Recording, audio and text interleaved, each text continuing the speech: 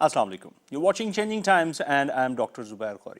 Tonight we are going to talk about two subjects. First is the Saudi-Iran relationship. The latest development when this program is being recorded, the Saudi Arabian government has asked the Iranian ambassador to Saudi Arabia to leave the country as soon as possible. And this has a background because yesterday some 41 beheadings were carried out by the Saudi government on the charges of a relationship of some sort of with the terrorist activities inside Saudi Arabia and elsewhere. And one of them was a Shia cleric. On response to that, just last night, the Saudi embassy was attacked in Tehran, and in retaliation to that, the Saudi government has taken this big step. The troubled water, the muddy waters in the Middle East are getting further severe in this situation. So this is a very big development we are going to talk about in the first phase of the program, and then we will be talking about the Pakistani economy in the year 2015. What are the pains, what are the gains, what are the big developments that have really set the ball rolling in the Pakistan economy. On the other hand, what could be the future outlook for 2016? Where do we stand? The government of Pakistan, particularly the Federal Minister for Finance, Mr. Sardar, has said that this is a very good year. In the last 2 years, we have been consolidating and taking some big steps in terms of improvement of the basics, and now we are at the stage of embarking on a new journey of growth.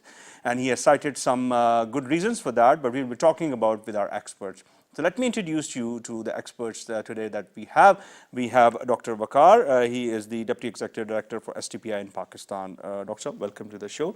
And we are also honored by Faheem Sardar. He is heading his own organization, and besides, he is also head of the Askari Securities. Faheem sir, thank you. Thank you very much Pleasure for to be here. joining us. Dr. Waqar, if I may start with this big development, and this has really jolted some of us. How do you see that? It is the revival of the Saudi-Iranian antagonism, maybe in the 80s or the 90s? Doctor, it is very unfortunate that this comes at a time when there were two major developments that the world was already looking at. You know, one is, of course, the Syrian crisis, the rise of IS, in the region, and the last thing that this region could see was two responsible nations starting to behave like this. We had also seen in 2015 the fact that the world had come closer to Iran, and Iran was received as a very respected member. Sanctions were just starting to be uplifted. They haven't been uplifted yet, of course. And just now you see Saudi Arabia, which has taken, of course, a stand based upon their own calculations. And Iran yesterday night, of course, couldn't hold back the fallout of that, which of course puts the entire region and the regional dynamics into danger once again. It will create some another phase of ripples that can go across and may reach up to Pakistan? I would submit, Dr. Saab, that it has already generated that ripple. The ripple effect is certainly dangerous because Pakistan in 2015 was actually put in a position where you had to take sides, And just to update you, according to the media reports, the Foreign Minister of Saudi Arabia, who was to visit Pakistan today, has postponed his visit. So ripples have already reached here. Yes. So this is very unfortunate. And you had seen this year that Pakistan had a commitment with Iran, for example, on the Iran-Pakistan gas pipeline, which of course was held back not explicitly but implicitly because of our relations with Saudi Arabia as well. And the Saudis were not happy about Pakistan getting this closer to Iran. But certainly Pakistan rose to the occasion by informing both the countries that it is time that Pakistan takes its own independent stance. Now, the strength of this stance will again be tested now, given the situation between Saudis and Iranis. Okay, let me go to Faheem Saab. Faheem Saab, can you value this situation in the light of the latest 34 countries alliance that has been proposed, that has been founded by the Saudi side, and Pakistan has been asked to join them, and Pakistan have been thinking about it until and unless the terms and conditions are clear on it, we may not be joining it. But for the moment, we are standing by this. Do you think it is going to be affected? I think, well, yes and no, because we're part of it whether we like it or not, and at the end of the day, whatever's happening in the Mideast has an effect on everyone else. We're very close to the Mideast, we're very close to Saudi as well as Iran. Traditionally, from what we can see, we've always been more close to Saudi, Yeah. which is not a neighbor. Iran is a neighbor Yeah. because of the Shia-Sunni difference of opinion. But something that which sort of, in my opinion, sort of is at the backdrop of all of this is how all of this sort of plays into the hands of Israel. Yeah. This is basically, it plays so perfectly out for Israel as if they sort of were the architects of the whole process. But what we're seeing is there's a lot of desperation in certain countries, and in desperations they start taking strange actions, which have far more exacerbated outcomes. Now, Pakistan, whether we like it or not, Pakistan's prominence is rising, militarily and economically. Yeah. So whether we like it or not, I mean, you come across liberals and conservatives and certain pessimists who say, no, this is not possible, but it's actually happening. Unfortunately, if there's going to be a greater conflict, Pakistan's role is going to be much bigger. Okay, Dr. Saab, if I might come to you, Pakistan's role is getting bigger in this region. One, because of its nuclear program. Two, because of its military. Three, its population and its economic strength. And of course, the people that we have been exporting to different countries, particularly to the Middle East. But you see that why Pakistan should be worried about this much scenario? Why should we bog down into this? Well, I think, Dr. Saab, it's important that we shouldn't get bogged down into this. This has exactly been what Pakistan's strategy was defined by in the past 1 or 2 years, that we wanted to disengage ourselves and not take sides, as we have already said, But the fact is that you are in the neighborhood of a very volatile region, So while, yes, Iran remains troubled, Afghanistan also is a place where now you have seen the recurrence of Daesh and IS, who are again and again erupting over there, And we have also seen that those allies who want to help the region, they have been very mindful that there cannot be a formula for regional peace which is minus Pakistan. Pakistan will have to be involved in some way or the other. No, that's understandable. That's regional dynamics. But why Saudi Arabians have so much expectations from Pakistan that we should be always standing by them, whether this way or that way? Yes, I think, Dr. Saab, this goes back to our traditional traditions and history per se, because if you look at since 1968, for example, we have had a relationship where Saudi Arabia banked on Pakistan's military capacity to safeguard its boundaries. And we have also banked upon them whenever we needed money. That's the liquidity right. have always been coming in. It's been lately more liquid. Previously, it used to be oil, oil on deferred payments. But this time around, it's been liquid to the extent that they started giving you gift money as well. But yes, they remained an important partner traditionally, And then in the equation came Turkey as well. Because a lot of those things which couldn't be explained to Saudi Arabia in plain language were explained via Turkey.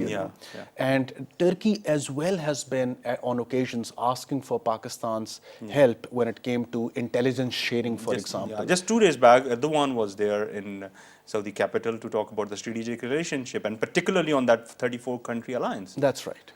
So, and within this alliance, Dr. Saab, it has been Turkey which has been pushing for Pakistan's role as well in this alliance, because Pakistan had made, I'm told that it had made in one of the initial rapprochements, it had made its position clear, but Turkey actually wants Pakistan's role in this alliance. Just one last thought on this issue, then we'll be moving on to Pakistani economy in the second part of the program.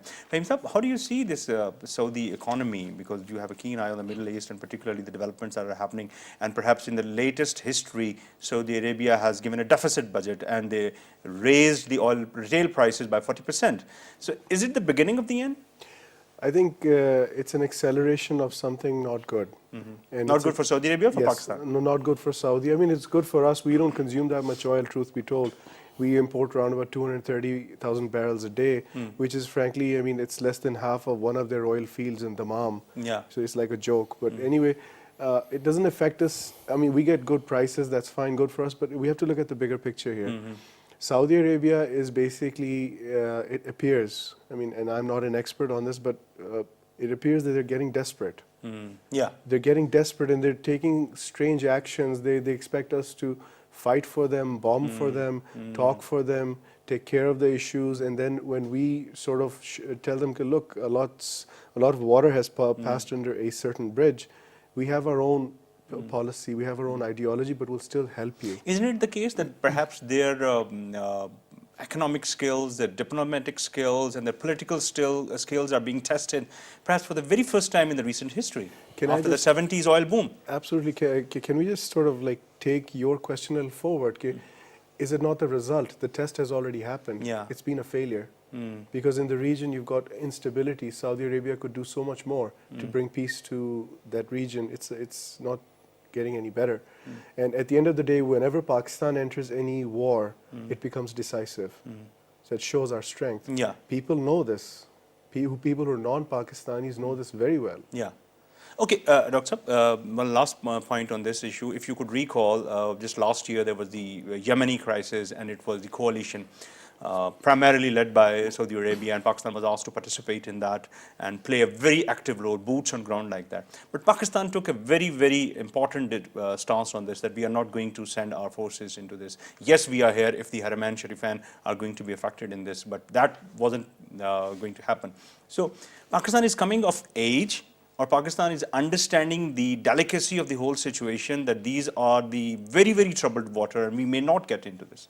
Yes, I think Pakistan is certainly coming of age, and the understanding is far more mature now in terms of how much we can help the Saudis or their alliances and coalitions, Yeah. But the fact also remains, Dr. Saab, that Pakistan is already bogged down too much on its eastern and western borders. Our platter is already full. Absolutely. To the brim. And it is about time that we make this thing very clear to our coalition partners, to our traditional allies, that unless we secure our internal security through Zarb-e-Azb and we secure our borders, the eastern and the western, we cannot help others, So for our priority, I think this was the first time that our priorities felt really focused, that we will keep our focus tight on our own priorities locally as well as on the borders, And I think this is what will actually signify going forward our foreign policy as well. It has at least drawn boundaries of how much help other countries can ask from Pakistan, Okay. Ladies and gentlemen, we have talked about this latest developments, but we'll be taking a very short break here. But once we are coming back, we are going to talk about the 2015 economic policy or economic overview of Pakistan, and also the futuristic outlook as well. Please stay with us.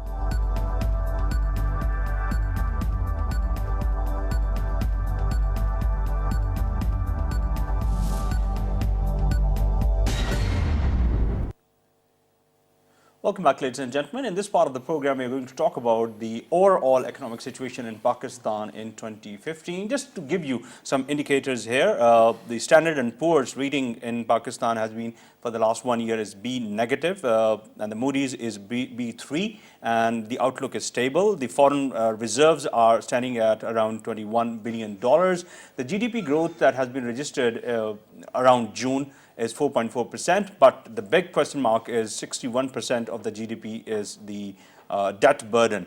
The exports are standing at around $30 billion, and the imports have been standing on $41 billion, and that is the trade deficit that we have to plug. Inflation on a very positive side, 1.8%, lowest perhaps in some recent history, and GDP growth is around 4.4%. These are the figures that are given by the government of Pakistan.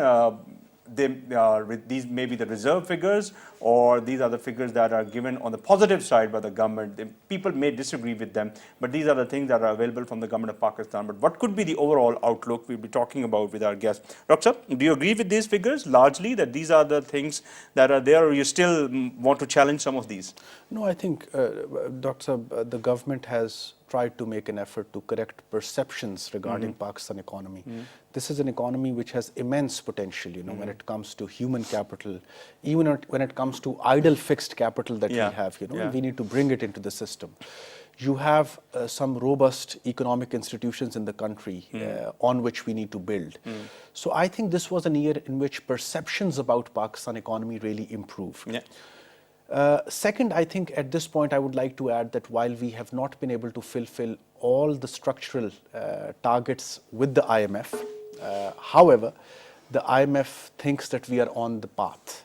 While I understand that there will be some political economy issues going forward with structural targets related to privatization, related to energy sector circular debt, for example, those will be there, the government will have to deal with them, but at least there is an international partner who feels that you are walking the line, and it is IMF's letter of intent that you require in order to convince the other development partners as well as the IFIs that you are on the right path going forward. Okay.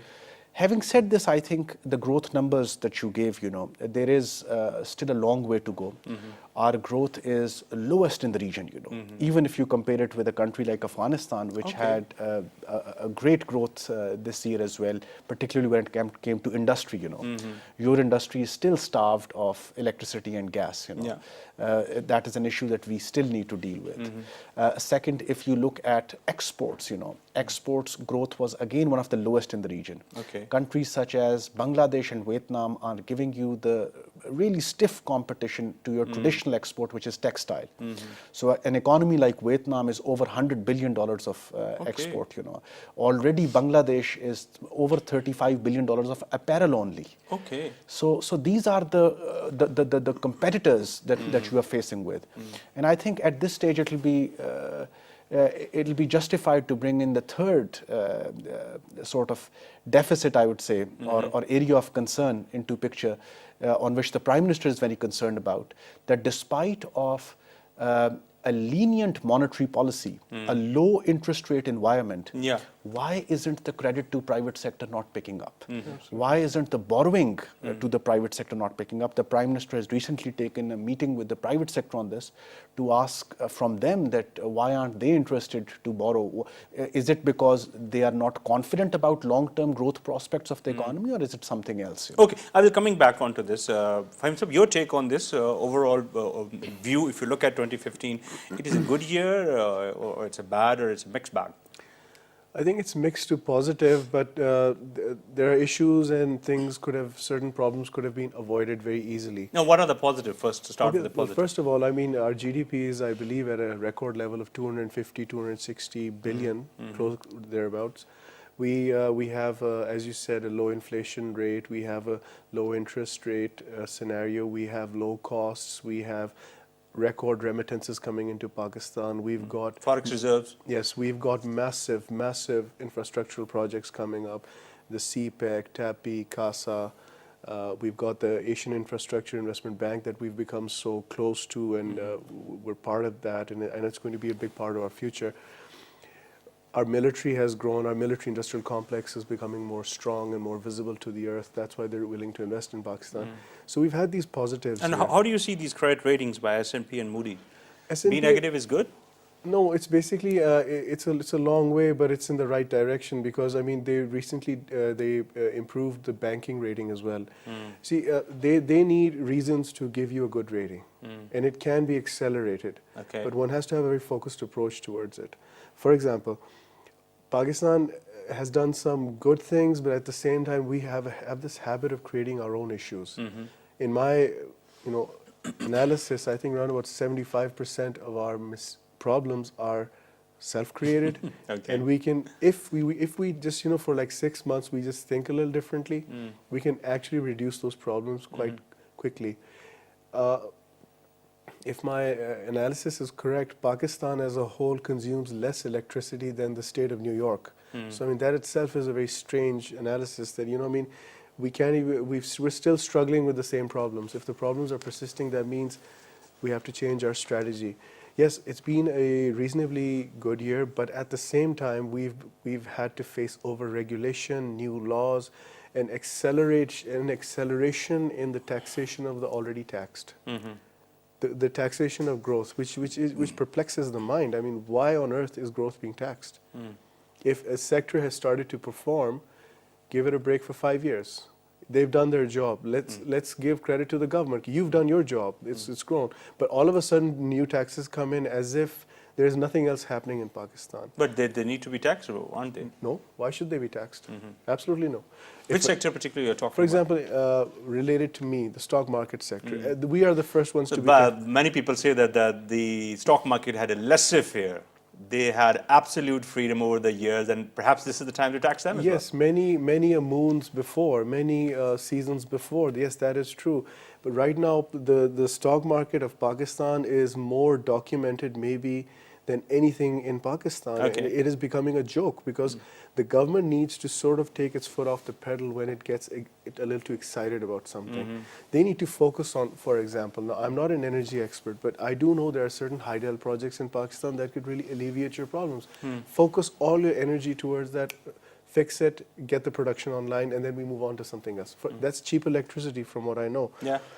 But no, we're just focusing on different things, and there's this prioritization issue in my eyes. How do you prioritize one project against the other? I see a serious problem over there. Okay. I see a very serious problem over there. I mean, if we need, I'm not an expert on this, but if we need, let's say, 300 billion rupees to fix the Neelam Jhelum thing, why are we not doing it? Okay, that's an issue of priority, and other is the taxation. What else do you think that needs improvement? Presentation. We need to improve our presentation, and the government has started to do that. We're with the government. The government needs to start galvanizing the people. Look, the taxpayers and the private sector are important. They need to be A, protected, B, respected, third, heard. You have to hear what they have to say. Okay. Listen to what they're saying, because they're paying tax. They're the ones who are responsible for the record GDP. The government has not really incentivized much. Okay. Aside from taxing growth. Right. Coming back to Dr. Waqar, what do you think are the downsides in this whole scenario? One, you have pointed out that the exports are not that much good that should have been there, and the imports are of course going, but we must understand the large chunk of these imports are the oil prices. Although oil prices are down, but oil products that we are importing has taken care of a large chunk of this. And we can't do without it because our energy is also largely based on these oil products that we are bringing in. Apart from that, what are the gray areas? Dr. We have tried to meet the country's leading exporters, because they're really facing some stiff competition.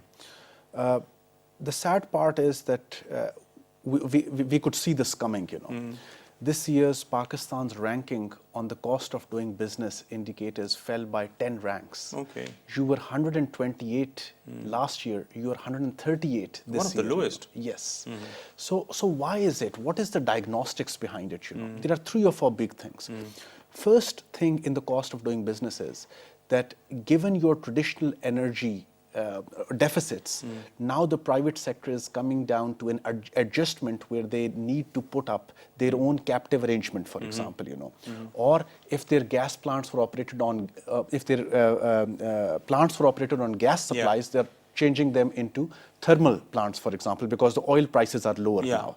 Or they are converting into coal plants now. That is the kind of cost, capital cost, that the private sector now has to bear in adjustment for future, The second is the regulatory environment. The fact that there is a lot of regulatory burden in the country, particularly after the 18th Amendment, we haven't done an audit. That there is federal government whose licenses, permits, and regulations you need to abide with. Then there are provincial governments whom you have to abide with. There are members from the business community, from the exporting community, who are saying that we do the same kind of filing with the provincial government and then the federal government as well. Now this double documentation, and this increases your compliance and transaction costs. Now, in the same World Bank's cost of doing business indicators, it informs us that for a single company on average, Pakistani company, you need to spend 560 business hours just for taxation purposes. That is how complex it is, Now, coming to what Faheem Sardar was discussing with you a while back on the arbitrary taxation, Now, there is no one in sane sense saying that we shouldn't be taxed, But we must also appreciate that you are one of the lowest as per the tax collection is concerned, not only in the region, but perhaps in the world. Absolutely. And we need to improve that performance. It is under 10%, the tax to GDP ratio. We need to improve that. And we have committed to the IMF that by 2018, we will take it to something beyond 13%. Yeah. But in numbers, it is roughly around 1 million people who are paying tax? Well, currently it is less than that actually. Okay. Currently, it will be 300,000 is expected this year to add into this category. Yes, so around 1.2 million would be the filers, but filing doesn't mean that that you paid a positive tax liability. You know. Yeah. So it's around. But people, if you talk to the people, they are saying that we are paying taxes on everything, each and everything. Yes. So that would be the indirect taxation. You know. And this is where I was coming to. Okay. That while, yes, we have to abide with the commitments with the IMF to increase our tax to GDP ratio, but we cannot do what Faheem Saab was talking about, arbitrary taxation in this country.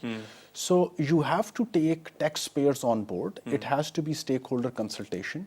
You cannot come up with withholding taxes that make a joke out of you. Yeah. And then you start backing out of those. But they have reached a solution, mutual consideration for each other, just lately? Well, Dr. Saab, that solution that you have reached has also offended a large part of the business community, which is saying that you are giving tax amnesty to those who are becoming filers today, you know. Yeah. But what about us who have been paying taxes for so long?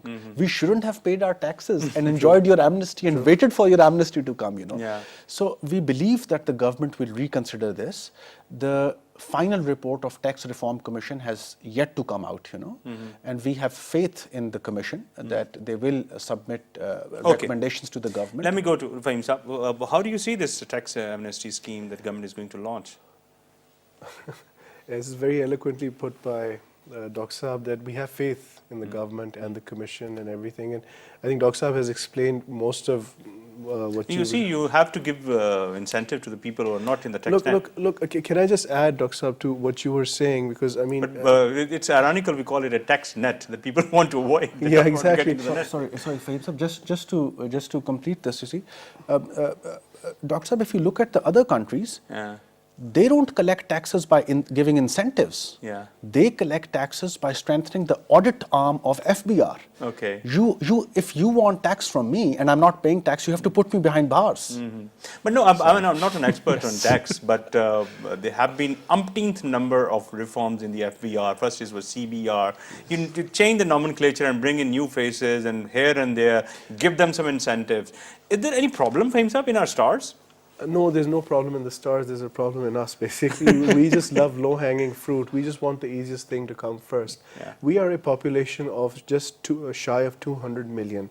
We have taxpayers officially around about 2.5 million. Dr. Saab, please correct me if I'm wrong. This is an official figure. This is not the effective taxpayer.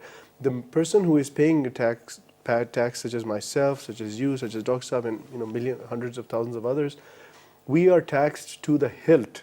Those who are not paying tax are enjoying it. They're having a good time. Now, I'm not saying we shouldn't pay tax. There are just two things. One, everybody should pay equitable tax. Two, they should pay their share. Two, those who are paying tax should be protected. Yeah. They should be given priority by the government. You're paying tax.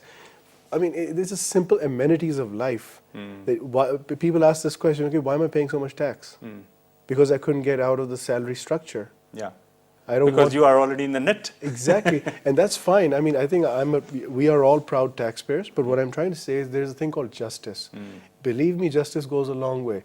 And in the United States of America, what I've heard is they've got a pretty complex tax structure, but people actually get their tax refunds sent to their homes. Okay, what about this energy situation that you have talked about, that we are going from thermal to gas and from gas to oil, and we are not going to hydel? Perhaps these are the long-term projects. They take 5-7 years to complete because the government wants to do something within this tenure. I think that's quite true, because we can have a matrix. We can have a matrix of different projects which can cater to political aspects as well as to logistical requirements of the citizen of a country. I mean, it is just, the kind of energy we consume is at such a low level, and we're still having planning issues. The private sector has had to increase its cost, but it's found its own solution, then why can't the government? How many projects do we need to be surplus in electricity? Actually, it's not that much. But it's been so many years have passed, and we're hearing the same thing every single year. That means we're not facing the problem, or we don't want to diagnose the problem. As I said earlier on, most of our problems are self-created. Okay, let's just move on to the future. May I request you to bring out your looking glass future glasses and the globes, the crystal globes that you may be carrying. Dr. Saab, what do you see in this year? I think two or three things, they could be game changers. First, of course, is some solution of our power crisis, gas, because it's winters. But the gas crisis is such that it'll take a little longer term to achieve it. But I still believe that when it comes to electricity, you have some quick fixes, that are applicable. First, of course, how much is going to come in this year? Around 1,000 to 1,500 megawatt? Because some of the projects that started 2 years ago, they're going to bring fruit now? It'll be, Dr. Saab, a little more than that. It'll be around 3,000 megawatts that will come into the grid this year. But of course, the demand grows by much further, you know. So there are three things that you can do. First, of course, is to correct your energy prices, Second, of course, is to do... Correct means higher? Well, actually, correct means that there are some people who are giving low energy tariffs. You have subsidized them, and many of them are very rich people. But don't you think that around 200 units, that is the benchmark, is good enough to cater for the middle class or the lower middle class? That, Dr. Saab, has to be lowered to 100 units because all across the world, 100 units is called the lifeline consumer. Okay. So 200 units is still on the higher line. You're going to have some more enemies. well, you see, you have to come to terms with what the world is doing. There has to be some political decisions as well, because 200 is, I think, it's a lower middle class that you're talking about. But what about the industry, for example? Yeah, okay. A large part of your industry still receives electricity, if it does, still receive electricity at a price which is lower than the cost of generation, transmission, and distribution. Okay. So we need to correct these prices, Second is that there are hidden and cross subsidies that some sectors, some industries may be enjoying. That has to be done away. But that's not going to increase the cost of business? Well, it depends. It depends because in the longer run, Pakistan already has a power policy in which you have committed to correcting the energy mix. Okay. When you will correct the energy mix, it will lead to cheaper prices. But that is going to be a longer term planning question, whether you do it or not. Okay. What's the third? I think the third aspect is a low-hanging fruit. That is to curb energy theft. And that is where this government had started so strongly on when it came, And I remember Mr. Abid Sher Ali being in the media and trying to clamp down on defaulters, basically. They need to continue with that effort. I understand that the effort got halted because the legal cover wasn't there to this curbing of electricity theft. That legal cover must go through our parliament, I think once the energy crisis has been resolved, the other low-hanging fruit over here is to organize our house to receive the China-Pakistan Economic Corridor projects. Yeah. The Chinese have already informed us that our pace, we need to pick up our pace, particularly on the energy and transport sector projects, connectivity sector projects within the CPEC, Certainly the Chinese have a more organized house than we have, Third, where is the problem? The money is not coming in from the Chinese side? Have they issued the money for the infrastructure development? Well, the little that I know of some of the projects under CPEC, it's a coordination issue from our side. Okay. We need to get the provinces on board. There are issues that CCI needs to decide, and CCI, the meetings of CCI are so sporadic, they need to meet more frequently. Okay. I think the third prospect for 2016, would be Pakistan engaging with those investors who have the capacity of bringing foreign direct investment in the country. There are 2 or 3 sectors that are ripe for FDI. Energy is one, of course, exploration, mining, fast-moving consumer goods sectors. You have a high middle class now, educated middle class. The the bringing of FDI will require greater investment diplomacy from the government going forward, Right. Let me just go on to Faheem Sir. Faheem Sir, apart from these things that we have to do, what is the future outlook for our country in this year? Are we going to slightly improve our situation according to the expectations of the government? Yes, I think we will improve our situation. I don't know to what extent, but A, because it's Hobson's choice. Secondly, because of we have worked hard. Thirdly, because you have to look at the circumstances. The geopolitical scene is changing at such a rapid pace that it's actually sort of throwing us further up into prominence. Now, whichever way one wants to spin it, that's a separate debate. But the fact of the matter is that all these major projects like CPEC, they are huge, and we're getting a spillover effect of it. $46 billion coming in whatever form, for the next how many years is a huge amount of inflow. Now that really basically helps us. Now, China also gets something out of it. It's not like you were getting any aid from them. They get something out of it, so that's good for them as well. They start reducing their costs. But what we've seen in Pakistan is that the private sector has been more aggressive, more able to deliver certain things, so that should continue. Okay, how do you rate the statement given by the finance minister just lately that for the last 2 years we have been trying to correct the things or stabilizing the things, and now we are at the launching pad? Do you agree with that? Partially, yes, I do agree with what he's saying, but I think it could have been done much sooner because we take too long to decide about things. No, what is this indicator that we are at the launching pad and we may reach the skies?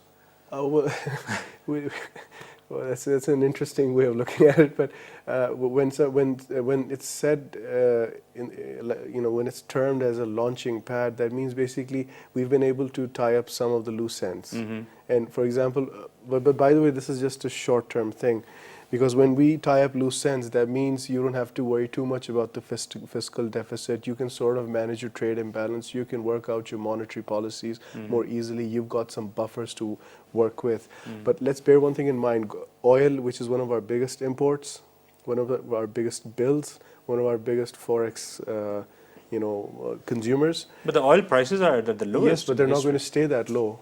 Certain countries who have actually brought the situation on, like Saudi, they cannot sustain these prices. They think they can, but very soon they've started to realize, because we're going back to where this program started from, where you said, very rightly so, that Saudi has introduced a deficit budget this time. So Pakistan has once again a beautiful opportunity to push forward.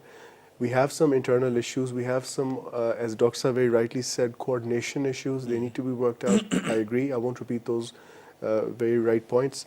But we need to accelerate as soon as possible, and we need to get rid of this energy crisis as soon as possible, because once prices start to go back up, you'll see huge fiscal deficits. Dr. Saab, do you also foresee that the oil prices may go up once again? Because there are other players who are trying to keep it down as long as possible. Certainly, but as we had discussed, given these recurrent crises in the Middle East, you never know with the oil prices or with any other commodities, The fact is, Dr. Saab, that in the longer term, you shouldn't wait for such windfall gains, that commodity prices should come down, then I'll reap the gains. May I just put in a proposition that is very interesting, that this oil prices and resultantly the gas prices that are hitting rock bottom, it is affecting the Russian economy as well. Yes. But looking at the situation in terms of the political affiliation, the Russians are on the Iranian side. So if the Saudis are going to put their ante up to bring the prices up in terms of oil and gas, the Russians are going to side with them. So this is kind of a paradoxical situation. Yes, absolutely. I think, Dr. Saab, you asked me a while back, why can't we get cheaper electricity, The fact is that when the oil prices were high, people were screaming about electricity prices. Now that they have come down, still our electricity prices are high. So the paradox which is in our own house, that also needs to be discussed. The reason that you have been the economic managers have been unable to bring down energy prices in Pakistan is because of the debt. Yeah. Our own domestic debt is rising at such a fast pace. The circular debt in energy is over $600 billion, Yeah. Unless you have a debt management strategy which does away with all this circular debt in energy, consumers will not be able to get cheaper electricity or gas in future. Where does it stand, by the way? At the moment, 500? The circular debt? Yeah. It's over $600 billion, Dr. Billion rupees. Billion rupees, sorry. Yeah. 600 billion rupees Yeah. circular. That's a stock of debt. Yeah. There's a recurrent debt of around 300 billion rupees, within this 600, of course.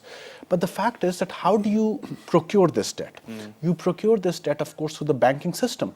And once you go to the banking system and get this debt to finance your inefficient energy system, there's nothing left for the private sector to borrow from the bank. Yeah. Because you have crowded out the private sector. Okay, one last question from both of you, one after the other. Where do you see Pakistan by the end of this year, 31st December 2016?